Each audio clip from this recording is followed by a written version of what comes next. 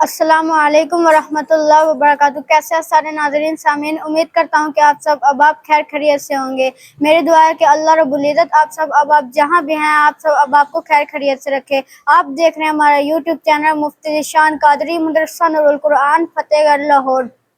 आज की वीडियो शुरू करने से पहले मैं आपसे गुजारिश करता हूं कि हमारे YouTube चैनल मुफ्ती ज़ीशान कादरी को ज़्यादा से ज़्यादा लाइक, शेयर और कमेंट कर दें। और अगर आपने हमारे चैनल को सब्सक्राइब नहीं किया तो जल्दी से सब्सक्राइब कर दें और बेल आइकन के बटन को भी प्रेस कर दें। तो जैसा कि अब आपको मालूम है कि हमने लास्ट टाइम पढ़ा था कि मैयत पर कुरानी आयात वाली चादर डालना कैसा है। तो आज हमें मुफ्ती साहब नया सबक पढ़ाएंगे। आइए हम आपको दिखाते हैं उसके मुनाज़र।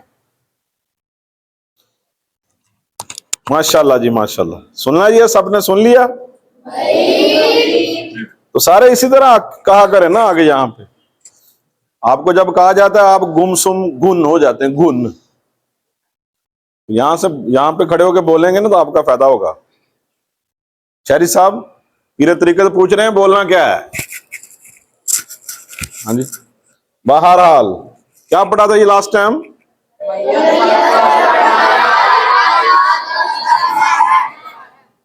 किसी को समझ नहीं आपने क्या कहा है। शहरी साहब खड़े होके बताएं। इतनी बात होती, जब आप बता लेंगे तो बस यही, यहाँ भी यही बोलना होता जी। के ऊपर कुरानी आयत या फिर कोई चादर कलमे वगैरह की उठाना कैसा है? यानी कुरानी आयत भी डाल सकते हैं। पुरानी आयत लिखी होगी चादर। हाँ तो पूरी बात करें ना फिर। आप बताएं नूर अली, क्या पढ़ा था सवाल?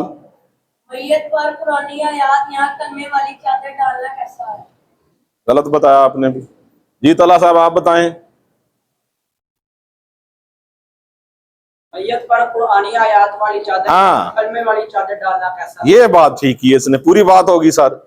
आप कह रहे हैं कि मैयत पर कुरानी आयत या चादर, कलमे वाली चादर डालना कैसा है।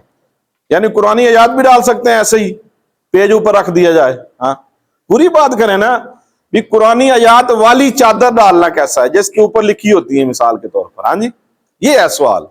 बहरहाल जी, डालना जायज है कि नहीं, कैसे बताया था पता है आपको? क्या बताया था? जवाब इसका क्या हुआ था? ना डालना बेहतर है। हाँ, डालना है तो फिर कैसे डालेंगे? डालना तो पड़ता ही ना आपसे ऊपर। हाँ, जहां तक डाल दिया जाए तो बेहतर है, ना डालें तो बेहतर है। डालना है तो फिर नाफ से ऊपर तक डाल दे, या फिर कोई ऐसा इंतजाम किया जाए कि चादर जो है मैयत के ऊपर ऊपर रहे। हाँ जी, या जो चारपाई की दीवारें होती हैं उसके चारों तरफ हो जाए, यही कहा था ना जी। भारत अगला सवाल था, उसी दिन आपको बताया था। ये तो थी चादर की बात, चादर। हाँ जी, तो अगला सवाल ये है कि बाद लोग लिख देते हैं कफन के ऊपर, लिख देते हैं जी कलमा शरीफ या कोई दुआ या दरूद पाक। ये लिखना कैसा है? या फिर वो जो उस दिन बताया था आपको, कब्र के ऊपर जो डाली जाती हैं सीमेंट की बनी होती हैं स्लैपें, उनके नीचे की तरफ लिख देते हैं चाक के साथ, चाक के साथ लिखते हैं। तो याद रखें ये लिखना जायज है, ये लिखना जायज है। कफन पे भी लिखेंगे तो कफन का भी वही है जिस तरह चादर का है कि नाफ के ऊपर ऊपर, ठीक है। या जो मैयत होती है उसकी पेशानी पर भी लिख सकते हैं, या मैयत के कफन पर भी लिख सकते हैं, बैठ जाए जी। या मैयत के सीने पर भी लिख सकते हैं, ये वैसे बरकत है। समझ आई बात? अब लिखना किससे है? बेहतर यह है कि उंगली के साथ लिखा जाए, बस शहादत की उंगली के साथ। जिस तरह यहां पे कलमा शरीफ लिख दिया जाए, ला इलाहा इल्लल्लाहु मुहम्मदुर रसूलुल्लाह, सारा। इसी तरह सीने के ऊपर जनाब शहादत की उंगली के साथ ला इलाहा इल्लल्लाह। तो या फिर चाक से, चाक के साथ लिख सकते हैं। चाक, चाक जानते हैं आप? चाक, हाँ जी, रोशनाई जो होती है यानी स्याही, जिस तरह नीली पीली काली होती है ना, पक्की होती है, उसके साथ ना लिखा जाए तो बेहतर है। लिख तो सकते हैं, ना लिखें तो ज्यादा बेहतर है। बेहतर यही है कि शहादत की उंगली के साथ लिख दिया जाए बस, या फिर चाक का इस्तेमाल कर लिया जाए, ये भी ठीक है। और अक्सर लोग करते हैं वैसे चाक का इस्तेमाल ही, मैंने जो देखा है, मैंने भी कई मरतबा लिखा है जाके, या जो स्लैपें होती हैं उसके नीचे भी लिखा जा सकता है। सवाल समझ आ गया? चलो सवाल लिख देते हैं पहले।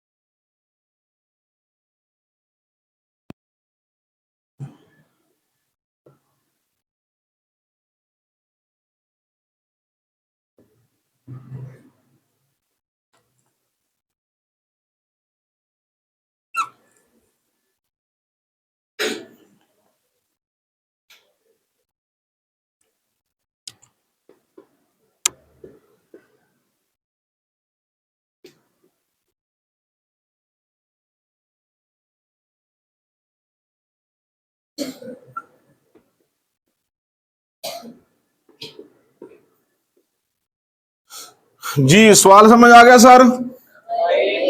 पढ़ के बताएं जरा। बताओ जी कामरान साहब, बताएं।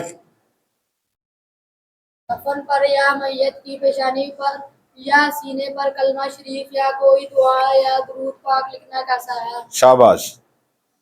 आप सबको समझ आ गया सर?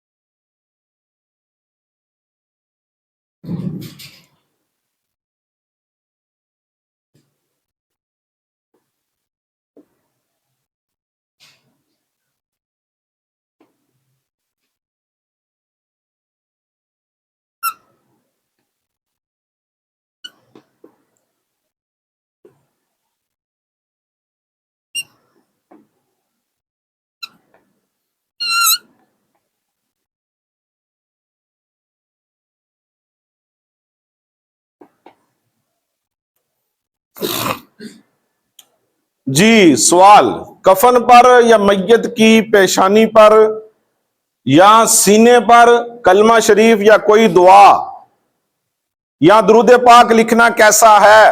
समझ आ गया सवाल? यानी बंदा एक मर जाता है तो उसकी पेशानी पर कलमा शरीफ लिख देना, या जब उसको कफन पहनाना है तो कफन के सीने की तरफ या कलमा शरीफ लिख देना, या कोई दुआ लिख देना, या दुरूद पाक लिख देना, ये सारे का सारा क्या है जी?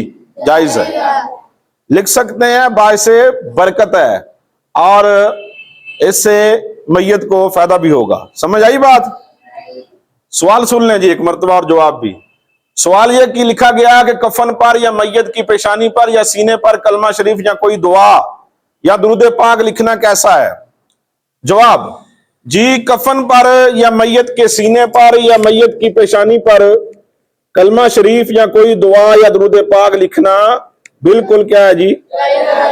बल्कि बाइसे बल्कि बरकत है, बाइसे बरकत लिख लें, बल्कि बाइसे।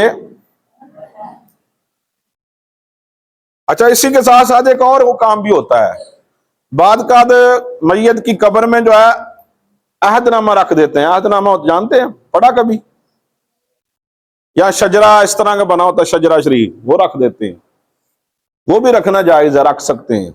यानी कब्र की एक तरफ दाईं जानब या किबला की तरफ को ऐसी जगह बना के उसमें रखा जा सकता है, वो भी सर की तरफ, पांव की तरफ नहीं। समझ आई बात? तो बस आपका आज का सबक हुआ खत्म। सवाल जवाब